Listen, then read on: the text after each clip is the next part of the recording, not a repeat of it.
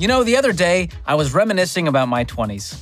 Ah, the glory days, full of optimism, innocence, and sufficient collagen levels. When bouncing back from a late night out didn't involve a gallon of electrolytes and declining all other social activities for at least 14 days. But I tell you what, I don't know about you, but I'm going to go to bed. And back when, let's be real, we were all pretty much broke. I mean, if your 20s were anything like mine, personal finance was kind of like roaming through a dark room with a minefield of Lego bricks scattered all over the floor. Awkward, often painful, and with a high chance of stumbling. At least that was until I turned on that light and saw how bad I was with money and eventually course corrected. PTL. IYKYK. But when I think about it, it makes sense why so many of us struggle. Ages 20 through 29 are when a lot of people start earning a paycheck and being totally responsible for their finances for the first time in their life. I'm just a baby. And if you're over 26, start paying for your own health insurance. It's going to be painful, and there's going to be a copay to deal with that pain. I'm just a baby. When you're new to something, you're going to make mistakes. I mean, you should have heard me the first time I tried to pronounce charcuterie. I slaughtered it. Just absolutely slaughtered it. Coochie board. So today, we're looking at some of the most common financial mistakes people make in their 20s. And I'll kick it off with my own mistakes I regretfully made. Like making the office my entire personality. I guess I just wanted people to be afraid of how much they loved me. Asking my now wife out on a first date via Snapchat. Negative amounts of riz. Mean tweeting at Steve Martin. Some regret there, but also kind of a flex that Steve Martin tweeted at me. Minoring in philosophy. Just too Nietzsche of a subject, you know? What was I gonna do with that? And lastly, not liking and subscribing to this channel. Granted, when I was in my 20s, this channel didn't exist, but still, don't make the same mistake I did. There's still hope for you. Like and subscribe to the channel while you still have a chance. You will not look back with regret. All right, imagine this. You're moving into your college dorm with a heart full of hope and a backpack full of Proactive, spiral notebooks, and student loans. Big money mistake of your 20s, number one, taking out student loans. You see, our teachers, parents, and guidance counselors thought they were giving us good advice when they said that taking out student loans would be worth it. And we believed them. And here we are. More than 45 million Americans have student loan debt, keeping them from moving forward with their lives and doing big things like buying a home, starting a family, switching jobs, moving across the country, or joining a pickleball league. I actually quit my job today just to play more pickleball. Yeah, in about 6 weeks, I should be homeless. And that's because the average student graduates with $38,000 in student loan debt, making the average monthly payment close to $400. And there's just not that much margin for having kids or smacking pickles when you've got that kind of debt hanging over your head. And I know what you're thinking. But George, that debt won't be around long. College will land me a good job eventually, and I'll make so much money, it'll be paid off in no time. Well, I hate to break it to you, but that 38 grand probably won't go anywhere fast, because a lot of 20-somethings are regretfully engaged in mistake number two, just making the minimum payments on debt. It's a tricky mistake, I know, because you think you're being responsible by simply making the payment you're supposed to make. But what you're not thinking about is that sneaky 8-letter word threatening to take your wealth potential captive. No, not butterfly, that's 9 letters. I'm talking about interest. I mean, take a look at this clip of this woman talking about her student loan balance.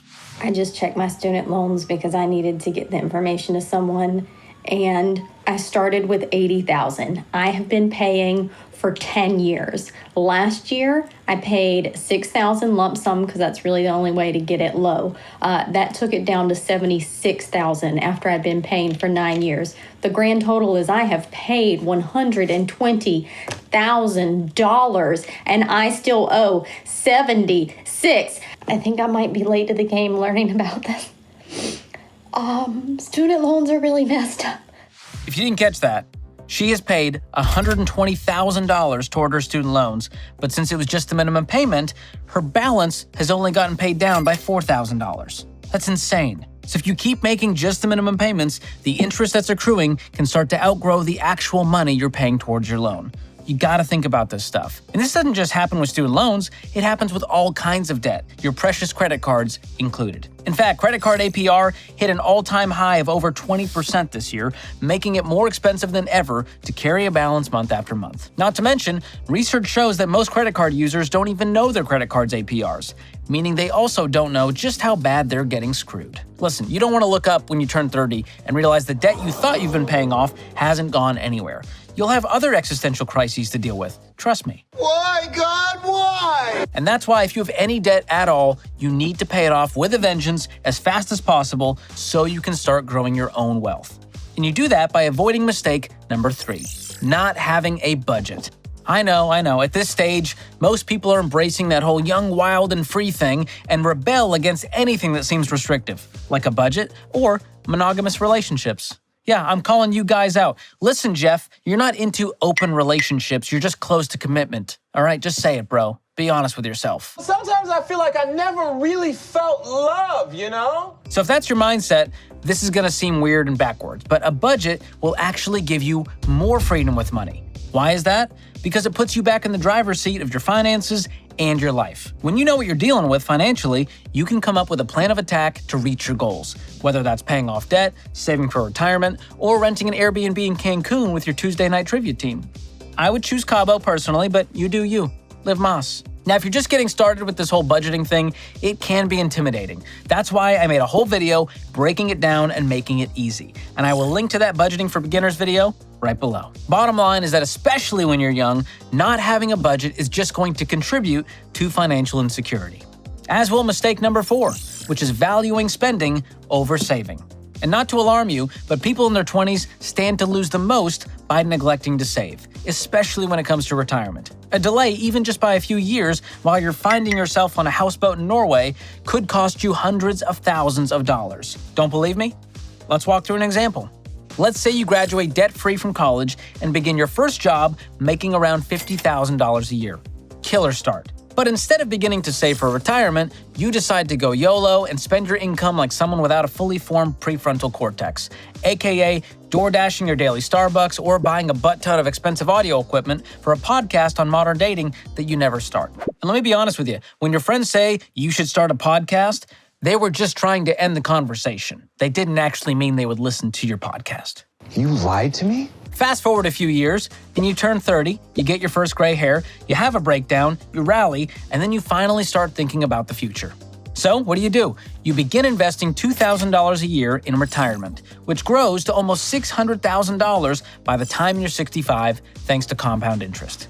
But get this, if you'd started investing at 24 years old instead of 30 years old, you could have had over $1 million in your retirement account.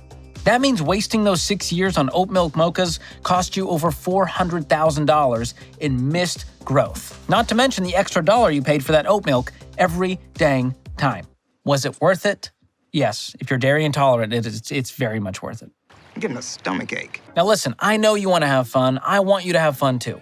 Even if these days fun looks like cozying up on the couch and watching back my Ring doorbell footage.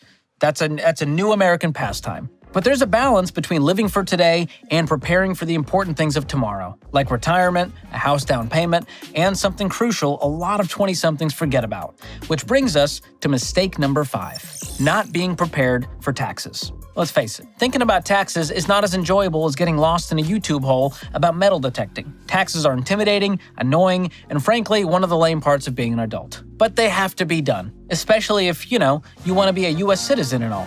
And realizing you owe money to the IRS is one of the worst feelings in the world.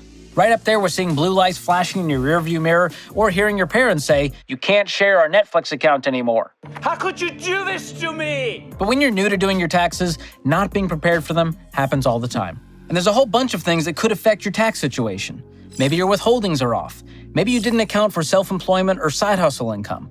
Maybe you got married, lost your job at Foot Locker, got a new job at Journey's Kids, bought a house, had a baby, used your Journey's Kids discount to get those adorable little vans for the baby. And if you didn't account for these circumstances when you were paying taxes throughout the year, you might be unprepared to pay up come tax day, and that could throw a real wrench in your finances. Whether you get a refund or you owe money, you still need to file your taxes legally. The IRS offers extensions or different types of payment plans you can opt for if you don't have the funds. And if you do owe the IRS money, make sure to put that at the very top of your debt payoff list. You want to make them happy first. Trust me, they can really screw up your life. And if you're new to this whole tax thing, I recommend letting a tax accountant show you the ropes. You may even find that your situation is simple enough that you can handle it on your own using some tax software. But better to be safe than sorry if you're not confident. All right, this next mistake I talk about all the time on this channel, and while it's not financial, it sure does affect your finances. And that is caring too much about what other people think. Now, I'll be the first to admit that the struggle is real with this one.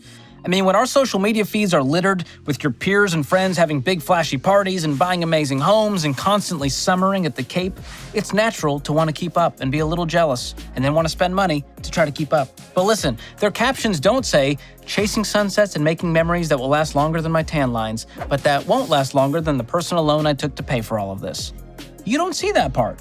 You don't see the bills they have to pay to cover that vacation and to cover that car loan.